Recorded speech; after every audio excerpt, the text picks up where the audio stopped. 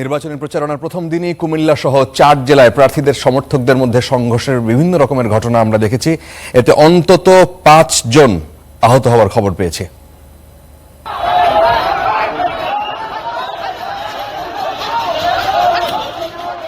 নির্বাচনী প্রচার শুরুর দিনই উত্তপ্ত দেশের বিভিন্ন অঞ্চল। প্রার্থীদের কর্মী সমর্থকদের মধ্যে ঘটেছে সংঘর্ষের ঘটনা। বৃহস্পতিবার বিকেলে কুমিল্লা ২ আসনে হোমনা পৌরবাজার এলাকায় স্বতন্ত্র প্রার্থী সাবেক বিএনপি নেতা ইঞ্জিনিয়ার আব্দুল মতিন খানের গাড়িবহরে হামলার ঘটনা ঘটে। এজন্য অধ্যক্ষ সেলিম ভূঁইয়ার নেতাকর্মীদের দায়ী করে সংঘর্ষে জড়ায় দুপক্ষ। ঘণ্টাব্যাপী সংঘর্ষে আহত হন ৫ জন। মুন্সিগঞ্জ ২ আসনে টঙ্গিবাড়ির দিঘিরপাড় বাজারে বিএনপির প্রার্থী আব্দুস সালামের সমর্থকদের দুই পক্ষের মধ্যে সংঘর্ষ হয়। দেশীয় অস্ত্র নিয়ে দফায় দফায় চলে ধাওয়া পাল্টা ধাওয়া। পরে পরিস্থিতি নিয়ন্ত্রণে আনে পুলিশ।